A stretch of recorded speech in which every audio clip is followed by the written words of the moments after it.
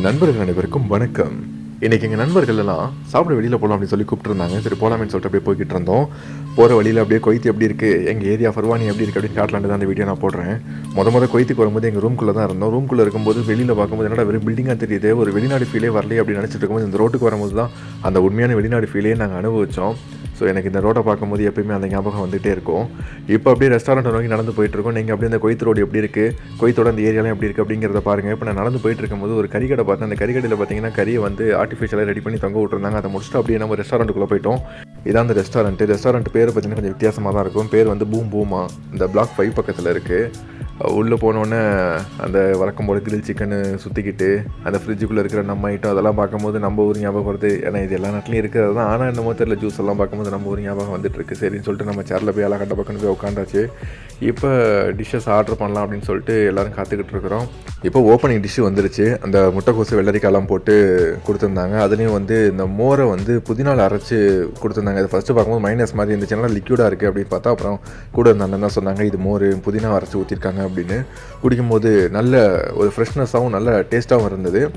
And உள்ளே தான் AC இருக்குன்னு பார்த்தா வெளியில் ஓப்பன் ப்ளேஸ்லையும் ஏசி போட்டு வச்சுருக்காங்க. ஸோ அப்போயே நீங்கள் தெரிஞ்சுக்கணும் இந்த நாடு எவ்வளோ ஹாட்டாக இருக்கும் அப்படின்னு. ஸோ சாப்பாடு ஒன்று ஒன்றா வர ஆரம்பிச்சிருச்சு. குப்பூஸு அண்ட் அது கைமாவாம். இந்த நண்பர்கள்லாம் இதுதான் வேணும்னு ஆர்டர் பண்ணாங்க. எனக்கு மட்டன் பிரியாணி வந்துருச்சு அண்ட் தால்ச்சா. ஆனால் நம்ம ஊர் டேஸ்ட்டில் இல்லை, இது ஒரு மாதிரி வித்தியாசமான டேஸ்ட்டாக தான் இருந்தது. ஸோ அதை சாப்பிட்டு பார்ப்போம் அப்படின்னு சாப்பிட்டு பார்த்தா நல்லா இருந்தது.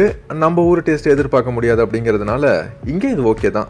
அப்புறம் தந்தூரி சிக்கனு, அதில் இந்த ஃப்ரெஞ்ச் ஃப்ரைஸு மயோனைஸு ஒரு காம்போ மாதிரி வச்சுட்டு போயிட்டாங்க. ஸோ எல்லாமே நல்லா டேஸ்ட்டாக தான் இருந்தது. மயோனைஸாக அல்டிமேட்டு. அது கொய்த்தில் எங்கே சாப்பிட்டாலும் மயோனைஸ் வந்து ரொம்ப சூப்பராக தான் இருந்தது. ஸோ இதுதான் டிஷ்ஷு. அதிகபட்சம் என்ன மட்டன் பிரியாணி, குப்பூஸு. இந்த கடையில் பார்த்தீங்கன்னா அந்த குப்பூஸ் ரொட்டி மாதிரி இருக்கு இல்லையா, அது வந்து எவ்வளோ வேணாலும் வாங்கிக்கலாம், ஃப்ரீ தான். ஸோ நாங்கள் சாப்பாடு போடுவோம் அப்படின்னு பூனை வந்து நின்றுக்கிட்டு இருக்குது. அண்டு எல்லோரும் ஆறாமரம் உட்காந்து சாப்பிட்டு க்ளீன் பண்ணி முடிச்சாச்சு. என்ன ஒன்றுனா நாங்கள் சாப்பாடு போடுவோன்னு எதிர்பார்த்து ஒரு பூனை படுத்து தூங்கிருச்சு. அப்புறம் டீ வந்துருச்சு. அதை ஸ்டைலாக மிக்ஸ் பண்ணி குடிக்கலான்னு குடித்தா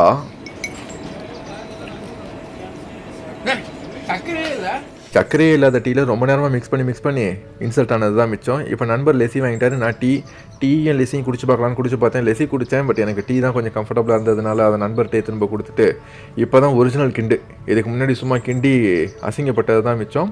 ஓகே, டீயை குடிச்சிட்டு அப்படியே ஃபுல்ஃபில்லோட அந்த ஹோட்டலை விட்டு அப்படியே கிளம்பிட்டோம். இந்த இரவு நேரத்தில் நண்பர்களோடு சேர்ந்து சாப்பிட்ட அந்த ஒரு ஜாலியான தருணத்தில் இங்கேருந்து நான் அப்படியே கிளம்புறேன் என்னோடய ரூமுக்கு. ஸோ அடுத்து ஒரு நல்ல வீடியோவில் சந்திப்போம். பபாய்.